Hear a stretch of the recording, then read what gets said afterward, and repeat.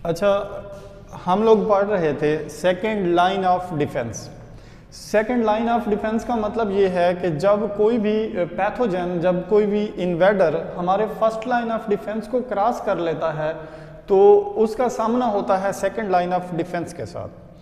Second line of defence के अंदर हम तीन चीज़ें पढ़ते हैं। हम कहते हैं कि सेकेंड लाइन ऑफ डिफेंस में कुछ सेल इन्वॉल्व होते हैं, कुछ प्रोटीन्स उसमें फंक्शन करती हैं और कुछ रेस्पॉन्सेज होते हैं। ये तीन चीज़ें मिलके हमारा सेकेंड लाइन ऑफ डिफेंस बनता है। सेकेंड लाइन ऑफ डिफेंस में पाए जाने वाले जो सेल्स हैं उनमें सबसे पहले आते हैं न्यूट्रोफिल्स, जो कि हम अपने प्रीवियस लेक्चर में डिस्कस कर चुके हैं। आज हमारा जो टॉपिक है वो मैक्रोफेजेस के बारे में है और जो हमारे पास प्रोटीन्स इन्वॉल्व हैं उसमें कॉम्प्लीमेंट सिस्टम आता है जिसमें कुछ प्रोटीन्स हैं दैट आर कॉल्ड कॉम्प्लीमेंट्स।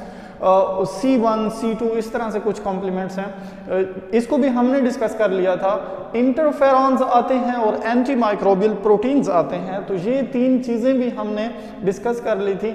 आज हमारा टॉपिक मैक्रोफेजेस के बारे में है और रेस्पॉन्सेस के अंदर हम कहते हैं कि जो फीवर है this is second line of defence in order of responses. और तीसरी चीज़ है इन्फ्लेमेशन।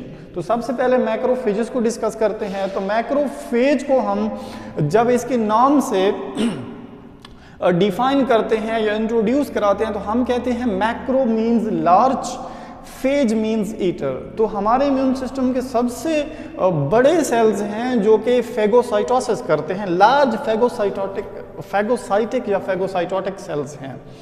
अच्छा, इनके बारे में हम कहते हैं कि ये साइज के हिसाब से 21 माइक्रोमीटर्स होते हैं और कैन सर्वाइव फॉर मंथ्स तक मौजूद रहते हैं। फ्रीली स्विम और reside stationary in the tissue. Freely swim का मतलब है कि जब ये ब्लड स्ट्रीम में होते हैं तो इनको हम मोनोसाइट्स बोलते हैं। ये फ्लो करते करते जब किसी टिश्यू में रिजाइड कर लेते हैं then these are known as macrophages. Arise form from the monocytes. किस चीज़ से बनते हैं, कौन से सेल से बनते हैं? मोनोसाइट्स ही कन्वर्ट हो जाते हैं मैक्रोफेजेस में।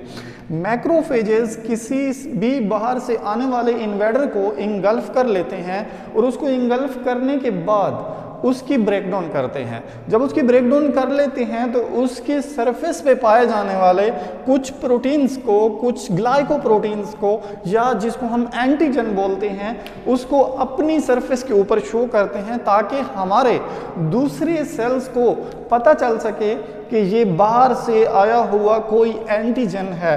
That's why these are known as antigen presenting sales.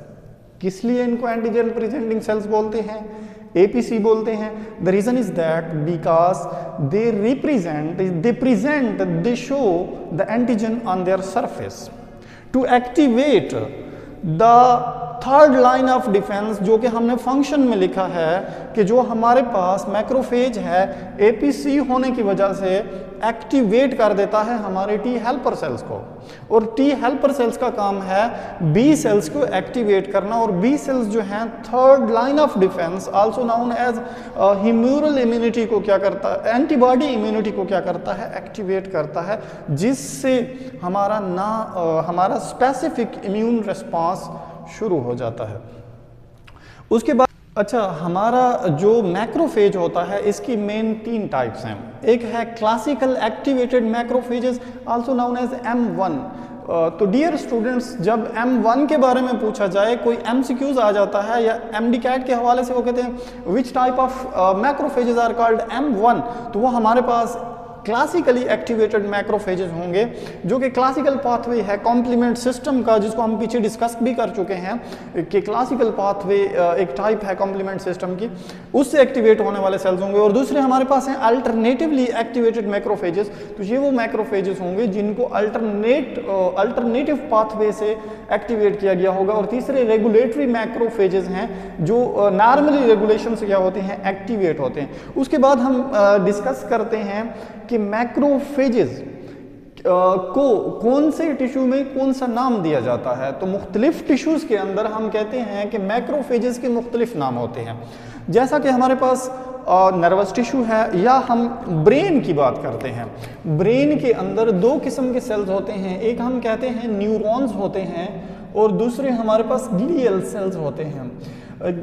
आपने पढ़ा होगा कि neurons are the unit of nervous system, हालांकि उसमें ग्लियल सेल्स बराबर परसेंटेज बनाते हैं या ज़्यादा परसेंटेज रखते हैं किस चीज़ से, न्यूरॉन से, लेकिन इनको हम यूनिट क्यों नहीं कहते, उसका रीज़न ये है कि न्यूरॉन का एक्टिव फंक्शन है नर्व इम्पल्स जनरेट करने में, या हम कह सकते हैं कि हमारा जो पूरा नर्वस सिस्टम जो फंक्शन देता है उसकी वजह से। और ग्लियल सेल्स जो होते हैं ये हमारे न्यूरॉन्स को हेल्प करते हैं या सपोर्ट करते हैं। अब इन्हीं ग्लियल सेल्स के अंदर माइक्रोग्लियल सेल्स या microglia are the macrophages found in the brain. Same जब हम मैक्रोफेजेस की बात करेंगे बोन टिश्यू के अंदर, दैट आर कॉल्ड ऑस्टियोक्लास्ट्स। आप लोगों ने पढ़ा होगा कि ऑस्टियोक्लास्ट्स बोन के 3 सेल टाइप्स में से एक टाइप है।